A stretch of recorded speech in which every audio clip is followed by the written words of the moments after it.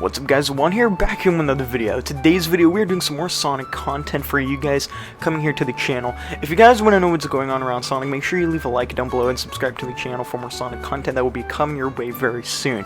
Okay, so here we go. So we got a lot of stuff to talk about. The Sonic Central live stream, which was an event that happened a week or two ago, gave us a lot of at least things that we at least know is going to be upcoming for the 30th anniversary of Sonic the Hedgehog. The first thing that we know was that they showed a remastered version of Sonic Colors called Sonic Colors Ultimate that's going to be coming out on the PlayStation 4, Xbox One, Xbox Series X, PlayStation 5, Nintendo Switch, and an Epic Game Store exclusive on the PC. We also know some other stuff. They showed this, which was the Sonic 2022 project game, which was going to be for the 30th anniversary game. Somebody coded the name and found out that the name of the game is most likely Sonic Rangers. It's not confirmed yet, but we at least have a name for the game that we can at least discuss upon. So yes, Sonic Rangers is the name of the game. I find very interesting of the name, obviously, because we're going to get to the leaks, and they say something very specifically, but I do want to touch on it a lot in this video. Okay, so let's get right into it. So the first leak here we have is from the 4chan, was on 4chan, and the leak specifically came out way back in January 2021, before even we got the name, before we were even shown things on Sonic Central. This came out even way before the event. This came out in January 2021. So let me tell you guys what it said. So the first thing they talk about is open world is populated with small enemies, puzzles, and platforming challenges. This is very interesting because obviously we know Sonic is very fast paced. To have him and what is basically a Breath of the Wild inspired game is very interesting, because I would love to do that, run around in a very open field very fast with Sonic. I think that's very interesting.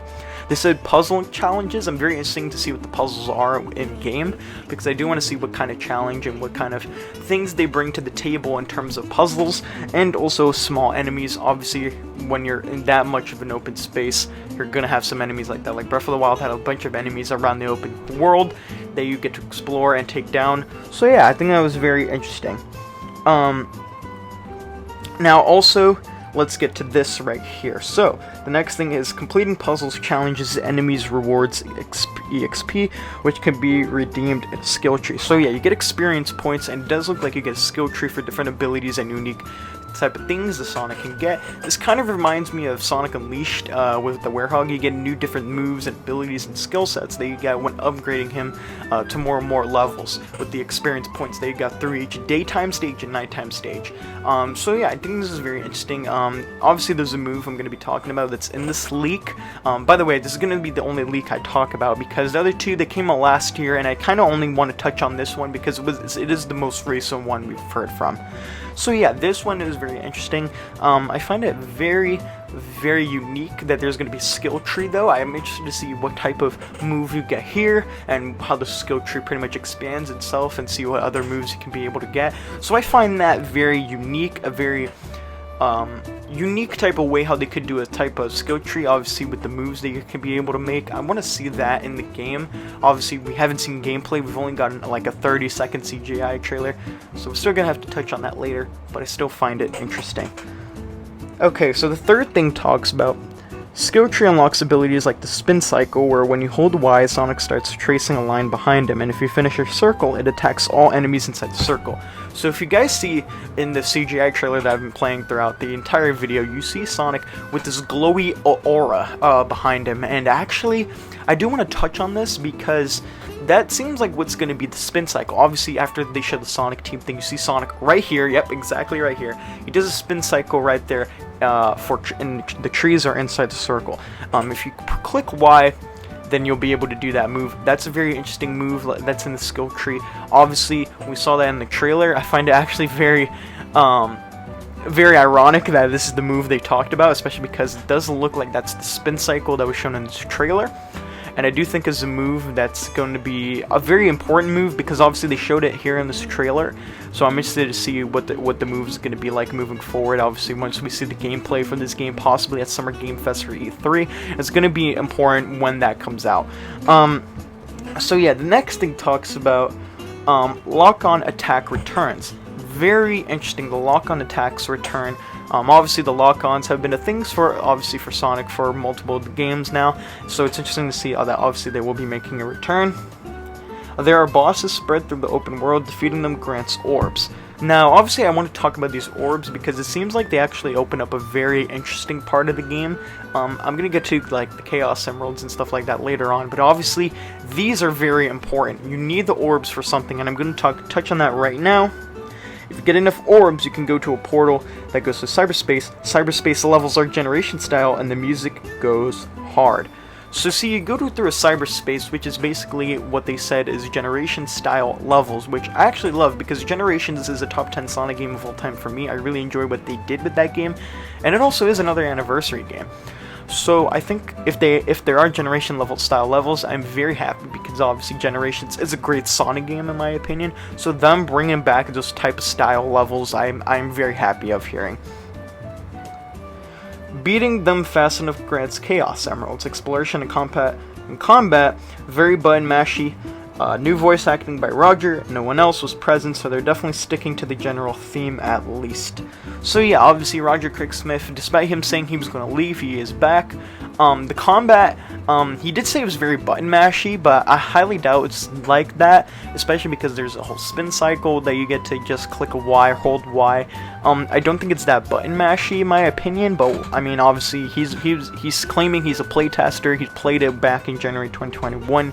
And he posted it on 4chan, but we still have to see, right, moving forward, we still need to see how the game is and its gameplay style. We need to see if the combat is a very unique experience. Obviously he said it's button mashy, but we still have to see moving forward.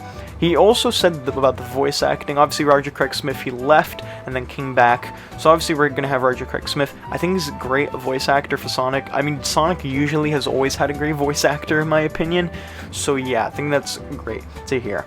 Now here's some other stuff. Now for the final boss that he thinks, obviously. After getting all the emeralds, you can then cut through thick fog you couldn't before in the open world. So obviously when you get Chaos Emeralds, I'm expecting like if you get 1 or 2 Chaos Emeralds, you're able to open up another different area in the open world that I believe you can actually go through and battle a type of boss. However, this boss that he was talking about, it says gigantic tree robot thing is the boss. Fly around it as supersonic, utilizing the spin cycle and other abilities, mainly mashing buttons. Can't take damage on a timer of rings. The Ghost Girl refills your ring count multiple times. Demo ended after defeating the boss. So that was it for the 4chan leak. So yeah, very interesting stuff right there. Now the thing I also want to touch on is the fact that there's a Ghost Girl obviously here. The Ghost Girl, that's very interesting because obviously it does seem like only Sonic was mentioned throughout this whole thing, and this fact that we heard about a Ghost Girl at the end of the game is Sonic is the only playable character. I highly doubt he's the only playable character because the name of the game is Sonic Rangers. I highly doubt he's the only playable character because Rangers, literally that sounds like multiple playable characters along with Sonic. So yeah, I think obviously there's more to that, but we do gotta see that there. So now I want to touch on the Zippo leak that he was talking about. Obviously he got 2 things right. He got the 3 and Knuckles thing that was confirmed to be in the classic Sonic collection named Sonic Origins during the Sonic Central event. He also got the Sonic Colors Ultimate correct. But another thing that he wanted to point out was Sonic Rangers, the new Sonic game.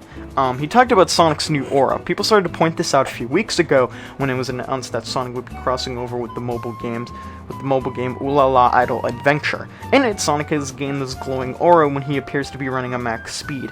We see this again in the Rangers teaser. It's the same color and everything. Very interesting because this actually is tagging along a mobile game.